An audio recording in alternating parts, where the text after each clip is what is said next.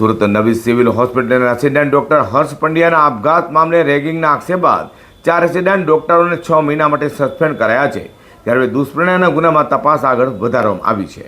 સુરત નવી civil hospital medical કોલેજમાં 9મી ઓગસ્ટના રોજ ડોક્ટર હર્ષ પંડ્યાએ ગળે ફાંસો ખાઈ આપઘાત કર્યો હતો. મૃતકના પિતાએ રેગિંગ મુદ્દે અરજી આપતા તાત્કાલિક તપાસના આદેશ કરાયા હતા અને 24 કલાકમાં રિપોર્ટ રજૂ કરાયો હતો. રિપોર્ટના આધારે ડોક્ટર નિરાલી વસાવી, ડોક્ટર અનુજ મહેશ્વરી, ડોક્ટર દીક્ષિતા ઘેવરિયા અને ડોક્ટર હિના ભૂતને 6 મહિના માટે સસ્પેન્ડ કરાયા છે.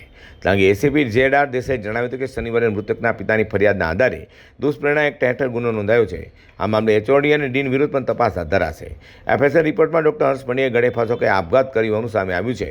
હાલ 2 ડોક્ટરોના નિવેદન લેવાયા છે, જ્યારે અન્ય 2 ડોક્ટરના નિવેદન બાકી હોવાથી તેમને ફરી નોટિસ અપાશે.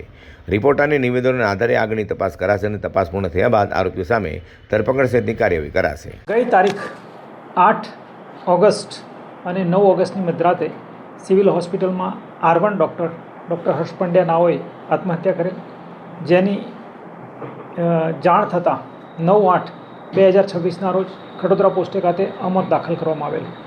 તેમના પરિવારને જાણ થતાં તેઓ અત્રે આવતા તારીખ 9/8/2026ના રોજ રેગિંગ મુદ્દે એક અરજી તેમના પિતા દ્વારા તથા બાકીના ડૉક્ટરો દ્વારા આપવામાં આવેલી હતી. જે અરજી અનુસંધાને એન્ટી રેગિંગ સ્ક્વોડે તપાસ કરેલી. જે રેગિંગ સ્ક્વોડે તપાસ કરી એન્ટી રેગિંગ કમિટીને રાત્રે 11:30 વાગે રિપોર્ટ આપેલો અને એન્ટી રેગિંગ કમિટીએ તે જ દિવસ રાત્રે 4 સિનિયર ડૉક્ટરોને જવાબદાર ગણેલા અને 6 માસ માટે સસ્પેન્શન કરેલું અને HOD તથા 3 ફેકલ્ટીને શો કોઝ નોટિસ આપેલી, જે મેડિકલ કાઉન્સિલે એને બહાલી આપેલી, જેથી તે સજા તેમની રેગ્યુલર થઈ.